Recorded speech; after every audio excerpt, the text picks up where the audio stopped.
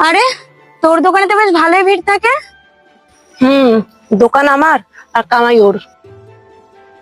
আরে, দোকানে যখন এতই কাস্টমার আসে তাহলে ওকে বাদ দিয়ে তুই দোকানটা চালা না। আরে না রে, আমাদের সব দোকানদারি হয় না। আরে, এটা কোনো আবার কঠিন কাজ নাকি? তুই দোকানদারকে সরা, দোকানটা খালি কর, তারপরে তুই সেম প্রোডাক্ট নিয়ে বেচা শুরু কর। কাস্টমার তো রয়েছেই। এবার দেখ, বাকিটা তোর ইচ্ছা।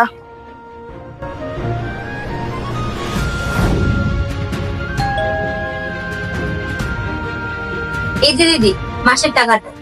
দিদি, আমি আসলাম তাহলে। হ্যাঁ, এই দাঁড়াও একটু, এটাই তোমার শেষ মাস, বুঝলে তো?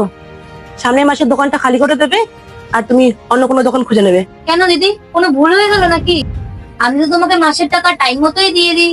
না না, সেরকম কোনো ব্যাপার না। তাহলে এখন এমন কি হলো দিদি? এত কষ্ট করে এত বছর ধরে দোকানটাকে দাঁড় করালাম আর তুমি এখন বলছো দোকানটা ছেড়ে দিতে? তো আমি কি করব? তুমি এতদিন ধরে কষ্ট করেছো, তো আমার দোকান, আমি কখন কাকে ভাড়া দেবো, কখন খালি করাবো, সেটা আমি বুঝে নেবো না? আর তাছাড়া ওখানে এখন আমি নিজে দোকান খুলবো। তুমি দোকান খুলবে? তুমি কি মুদিখানা দোকানই খুলবে? হ্যাঁ তো।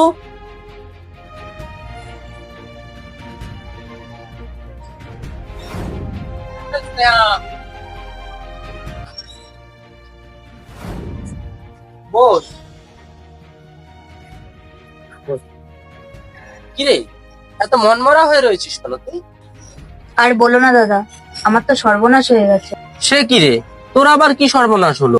জয়দা, তুমি তো জানোই ওই দোকানে আগে কোনো লোকজন যেতই না। আমি এত বছর ধরে এত কষ্ট করে দোকানটাকে ঠিকঠাক জায়গায় নিলাম, এত কাস্টমার জোগাড় করলাম, এখন দেখো ওই দিদি বলছে দোকানটা ছেড়ে দিতে। কেন দোকান ছাড়তে বলছে কেন? দিদি বলছে এখন নিজেই দোকান দেবে। আমি প্রথম থেকেই তোকে বলেছিলাম যে এগ্রিমেন্টটা করে রাখ। আজকে এগ্রিমেন্টটা করে রাখলে তোর আর এই দিনটা দেখতে হতো না। ঠিকই বলেছো দাদা, তখন তো আমি বুঝতে পারিনি এরকম হবে। বাদ দে, যা হওয়ার তা তো হয়েই গেছে। আর এইটুকু সামান্য বিষয়ের জন্য তুই মন খারাপ করিস না, বুঝলি তো? দাদা, এবার বলো তো আমি এখন কি করি?